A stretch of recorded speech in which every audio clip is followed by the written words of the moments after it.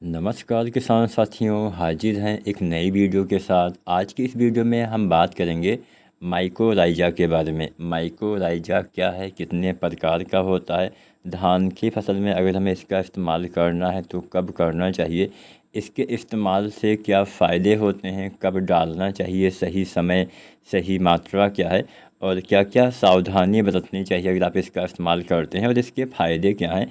एकदम कंप्लीट जानकारी आपको देने का प्रयास करते हैं ताकि आप इसका सही उपयोग कर पाएँ। तो यहाँ पे हम आपका ज़्यादा समय नहीं लेंगे, वीडियो सीधा स्टार्ट करते हैं। आज हम फेस वाली वीडियो नहीं बना पाए हैं क्योंकि कल हम कुछ काम के लिए बाहर चले गए थे तो हमने वीडियो शूट नहीं की है। शाम को एक फेस वाली वीडियो आपको देखने को मिल जाएगी। फ़िलहाल आपको जानकारी अच्छी मिलने वाली है, तो पूरा वीडियो जैसे आप मेरी फेस वाली जो हमने वीडियो स्टार्ट की है वो आप देखते हैं, उसी तरह से आप ये वाली वीडियो भी देखिएगा। एकदम कंप्लीट जानकारी इसमें आपको मिलने वाली है। और हर बार की तरह अगर आपने वीडियो को लाइक नहीं किया है तो आप लाइक कर दीजिए, और मेरी वीडियो पहली बार देख रहे हैं तो चैनल को सब्सक्राइब करिए। कोई भी सवाल हो, XYZ कुछ भी आपको पूछना हो, बेझिझक आप कमेंट के माध्यम से पूछिए। हम आपके सभी सवालों के जवाब देने का पूरा प्रयास जल्द से जल्द करेंगे। तो चलिए माइकोराइजा के बारे में सबसे पहले जानते हैं, आखिर ये है क्या। हमें आपने बहुत सारी जगह पे सुना होगा या हो सकता है आपने वीडियो भी देखा हो, लेकिन आज हम एकदम कंप्लीट जानकारी आपको देंगे। किसान साथियों, माइकोराइजा जो होता है एक लाभकारी फफूंद है, यानी एक फंगस होता है जो आपके पौधे के लिए अच्छा होता है। अच्छा कैसे होता है? ये एक विशेष प्रकार का लाभकारी फफूंद होता है जो पौधे के जो जड़ें होती हैं इनके साथ सहजीवी संबंध बनाता है। सहजीवी मतलब एक दोस्त की तरह काम करता है। ये पौधे के जड़ों के साथ जुड़कर मिट्टी से जो पोषक तत्व होते हैं और जो पानी होता है उसको सोख कर पौधे को देता है। बदले में पौधे से कुछ शर्करा यानी कुछ शुगर की मात्रा ये पौधे से लेता है अपने जीवन यापन के लिए। उसके बदले मतलब ये एक दोस्त की तरह काम करता है, कुछ चीज़ें लेता ज़रूर है लेकिन उसके बदले बहुत सारी चीज़ें आपके पौधे को देता है। किसान साथियों, माइकोराइजा दो शब्दों से मिलके बना है। पहला है माइको, दूसरा है राइजा। माइको शब्द का मतलब होता है फफूंद यानी फंगस, और राइजा को हम बोलते हैं रूट यानी जड़। तो ये दो शब्दों से मिलके इसका जो है मतलब अगर हम इसके बारे में ज़्यादा जानना चाहें तो आप ऐसा भी बोल सकते हैं कि हाँ, जड़ के लिए एक अच्छा फफूंद ये होता है। अब जानते हैं कितने प्रकार का होता है। तो आमतौर पे ये दो प्रकार का होता है। एक होता है एक्टोमाइकोराइजा और दूसरा होता है एंडोमाइकोराइजा। अब किसान साथियों, जो एक्टोमाइकोराइजा होता है ये पौधे के जड़ों के बाहर रहता है, जबकि जो एंडोमाइकोराइजा होता है ये पौधे के जड़ों के अंदर प्रवेश करके कार्य करती है। जो हम अपने खेती में सबसे ज़्यादा इस्तेमाल करते हैं वो होता है एंडोमाइकोराइजा। हम प्रयास कर रहे हैं कि आपको बहुत ही आसान भाषा में समझा पाएँ। सबसे पहले जानते हैं कैसे काम करता है। अगर आप माइकोराइजा का इस्तेमाल करते हैं तो ये पहले पौधे के जड़ों में प्रवेश करता है, तो वहाँ जो हाइपी होता है, हाइपी नामक रेशेदार संरचना बनाता है और ये मिट्टी के बहुत दूर तक फैल जाता है, जिससे वहाँ से मिट्टी में ऐसा नहीं कि हाँ जड़ के पास ही रहेगा, ये जड़ के चारों ओर एक जाल बनाता है। ये जाल मिट्टी के बहुत दूर तक फैल सकता है, जहाँ से पौधा खुद नहीं पहुँच सकता है। वहाँ से पौधे के लिए फास्फोरस, नाइट्रोजन, पोटेशियम, इसके अलावा कुछ दूसरे भी तत्व होते हैं, जैसे आपका जिंक हो गया, सल्फ़र हो गया, बोरान हो गया, कापर हो गया, जैसे सूक्ष्म तत्व हो गए, और पानी वगैरह हो गया। इनको सोख कर पौधे के जड़ के पास पहुंचाता है, जिससे पौधा उसका ज़्यादा उपयोग कर पाता है। इसके बदले में ये क्या लेता है? इसके बदले में ये पौधे से कार्बोहाइड्रेट यानी शुगर और प्रोटीन लेता है, और उसके बदले में बहुत सारे तत्व आपके पौधे को ये उपलब्ध करवाता है।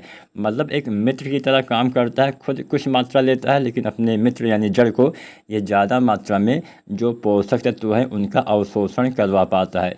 विशेषकर फास्फोरस, अगर आप इसका इस्तेमाल करते हैं तो फास्फोरस एक ऐसा तत्व होता है जो लगभग अगतिशील होता है, स्थिर होता है, तो उसकी ज़्यादा उपयोगिता किसान साथियों हो पाती है, और इससे आपके पौधे की जड़ें भी तेज़ी से बढ़ती हैं, जड़ें मजबूत करने में मदद करता है। मिट्टी से ज़्यादा पोषक तत्व को ये पौधे तक पहुंचाता है, जिससे अच्छे से तेज़ी से जड़ विकास, पौधे में विकास होता है, रोग प्रतिरोधी क्षमता अच्छी होती है, पौधे में अधिक कल्ले आते हैं। तो यहाँ पे हमने कुछ लाभ आपको बताएं। अगर हम और ज़्यादा इसके बारे में जानें तो पोषक तत्व की उपलब्धता को बढ़ाता है, खासकर फास्फोरस, जिंक और जो ये सूक्ष्म तत्व होते हैं ज़्यादा मिलते हैं। फसल की जड़ों को मजबूत बनाता है, जड़ें लंबी और फैली हुई होती हैं। पानी की आवश्यकता को कम करता है, पौधा पानी जो है कम मात्रा में भी अच्छा उत्पादन देने की क्षमता रखता है। उर्वरक की जो खपत होती है उसको ये घटाता है। 25 से 30% जो आप रासायनिक खादों का इस्तेमाल करते हैं वो आपको कम डाल के भी आप उतना उत्पादन ले सकते हैं जितना आप ज़्यादा मात्रा में डाल के लेते थे। इसके अलावा किसान साथियों जैविक खेती को ये बढ़ाता है। जब पौधे में अच्छे से विकास होगा तो पौधा बीमारियों से भी अच्छे से लड़ पाएगा, सूखा के प्रति भी अच्छे सहनशील पौधे हो पाते हैं। तो ये तो कुछ इसकी विशेषताएं हो गई जिसके बारे में हमने आपको बताया। अब चलिए मात्रा के बारे में जान लेते हैं, यानी कब कितना मात्रा में इसका इस्तेमाल हमें करना चाहिए। किसान साथियों अगर आप धान की फसल में इसको डालने वाले हैं तो आप धान की फसल में भी इसका इस्तेमाल कर सकते हैं। अब मिट्टी में डालना ही इसका मतलब काफ़ी फ़ायदेमंद होता है। तो रोपाई से पहले भी आप इसको डाल सकते हैं। रोपाई से करने से पहले इसको आप मिट्टी में मिला के खेत में बिखेर दें और बाद में पानी भरकर फिर धान की आप रोपाई कर सकते हैं। ध्यान क्या रखना है कि इसके साथ कोई भी कीटनाशी या फंगिसाइड का इस्तेमाल आपको, यानी फफूंदनाशी दूसरा या कोई कीटनाशी जो केमिकल वाले आते हैं, रासायनिक वाले आते हैं, उनका इस्तेमाल नहीं करना है, नहीं तो इसका लाभ कम या ना के बराबर ही आपको मिलेगा। इस बात का ध्यान रखना है। यदि आप रोपाई के समय इसका उपयोग नहीं कर पाए हैं तो रोपाई से 7 से 10 दिन तक भी इसका इस्तेमाल किया जा सकता है और अधिकतम 15 दिन तक 20 दिन तक भी आप इसका इस्तेमाल कर सकते हैं। मतलब जितना पहले डालेंगे उतना ज़्यादा ये काम करेगा। तो रोपाई के समय या 10-15 दिन तक आपको डाल देना चाहिए, अधिकतम 20 दिन तक भी इसका इस्तेमाल किसान साथियों कर सकते हैं। मात्रा के बारे में जानिए। औसतन लगभग मान के चलिए 3 से लेकर 4 किलोग्राम जो माइक्रोराइजा होता है पर एकड़ के हिसाब से इसके डालने की सिफारिश किसान साथियों की जाती है। अब माइक्रोराइजा किसान साथियों अगर आप इस्तेमाल करते हैं तो क्या ध्यान रखना है कि इसको किसी भी रासायनिक खाद के साथ डालने से थोड़ा सा इसका कम लाभ मिलता है। जैसे डीएपी हो गया उसके साथ ना डालें। जैसे मान लीजिए आपने डीएपी के साथ डाला तो फास्फोरस आपके पौधे को मिल जाएगा। तो जब फास्फोरस मिल जाएगा, भाई मान लीजिए मुझे उदाहरण के लिए मुझे पानी का मतलब मुझे प्यास लगी है तो मेरा मन करेगा कि हाँ मुझे पानी पीना है। तो एक संकेत होता है, दिमाग को हम भेजते हैं कि हाँ हमें पानी पीना है, तो दिमाग वैसे ही काम करता है। इसीलिए जब आपके फसल को फास्फोरस की आवश्यकता होगी तो वो संकेत भेजेगा कि हमें फास्फोरस चाहिए। तो ये जो माइक्रोराइजा है फास्फोरस की उपलब्धता करवाएगा। अब जब पहले से ही उसको मिल जाएगा तो उतना, मान लीजिए आपको पहले से ही आपने पानी पी लिया है और फिर कोई पूछता है कि आपको पानी पीना है तो आप कहेंगे हाँ लाओ थोड़ा सा पी लेते हैं। ठीक वैसे ही होता है। अगर आपने इनके साथ डाला तो ये अच्छे से काम नहीं करेगा और रासायनिक जो कवक नाशी होते हैं या फिर जो खरपतवार नाशी होते हैं उनके साथ भी इसको मिला के किसान साथियों नहीं डालना चाहिए। तो बेहतर रहेगा कि रोपाई के 10 दिन के आसपास 7 से 10 दिन तक इसका इस्तेमाल करेंगे तो इसका ज़्यादा लाभ आपको देखने को किसान साथियों मिल जाएगा। इसको ठंडी और सूखी जगह पे आपको रखना है, सीधा धूप में आपको इसको नहीं रखना चाहिए। बहुत सारी कंपनियां इसको बनाती हैं, हम यहाँ पे किसी कंपनी का प्रमोशन नहीं करने वाले हैं। तो जो भी आपको अच्छा लगे वही आपको इस्तेमाल करना है। हमेशा नमी वाली मिट्टी में आपको देना है और फफूंदनाशी का इस्तेमाल कम से कम 10-15 दिन के बाद ही करना है। मतलब 10-15 दिन का अंतराल किसान साथियों होना चाहिए। कीटनाशी या फफूंदनाशी के साथ इसको नहीं मिलाना है और ताज़े पानी से सिंचाई करेंगे तो ये सक्रिय हो जाता है।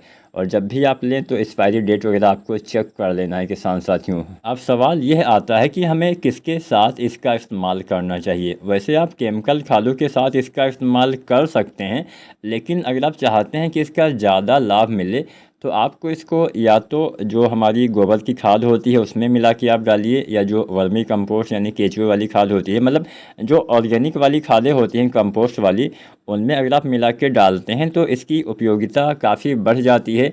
अच्छे से ये काम करता है। रोपाई के समय से लेके 7 से 10 दिन तक डालेंगे तो ये काफ़ी बढ़िया काम करेगा। ध्यान क्या रखना है, सावधानी क्या बरतनी है, जब भी इसका इस्तेमाल करें तो कोई भी कीटनाशी वगैरह ना मिलाएं और सूखी मिट्टी में आपको नहीं डालना है। खेत में अगर नमी ना हो तो आप डालने के बाद सिंचाई कर सकते हैं या पहले सिंचाई करने के बाद डालें। छाया में आपको रखना है, नमी होनी चाहिए तभी आपको डालना है। इस बात का किसान साथियों आपको ध्यान देना है। इसके इस्तेमाल से बहुत सारे तत्व कई बार अघुलनशील हो जाते हैं मिट्टी में। मान लीजिए कुछ गलती कर दी आपने, फास्फोरस अघुलनशील हो गया, जिंक हो गया, और ख़ासकर ये जो माइक्रोन्यूट्रिएंट्स होते हैं बहुत जल्दी अघुलनशील हो जाते हैं। तो इनको पौधे के लिए दोबारा से उपलब्ध करवाने का काम करेगा। मतलब अगर पौधे के जड़ों के पहुंच से दूर भी वो तत्व होते हैं तो भी पौधे के पास उनको पहुंचाने का काम करता है। तो एक बढ़िया चीज़ है, आप इसका इस्तेमाल कर सकते हैं और अच्छा फ़ायदा मिलेगा। 3-4 किलो के आसपास आप इसका प्रयोग कर सकते हैं। और लिक्विड वाला भी आता है, 500 ml के आसपास आपको डालना होता है जड़ के पास। आपको इसका भी इस्तेमाल आप कर सकते हैं, लेकिन बढ़िया रहेगा कि आप जो मतलब पाउडर फॉर्म में आता है उसका इस्तेमाल करिए, मिट्टी में डालिए, वो थोड़ा सा बेस्ट रहेगा। बाकी आप दोनों तरीके भी अपना सकते हैं। 2-4 किलो तक आप पाउडर वाला या 500 ml तक आप लिक्विड वाला डाल सकते हैं।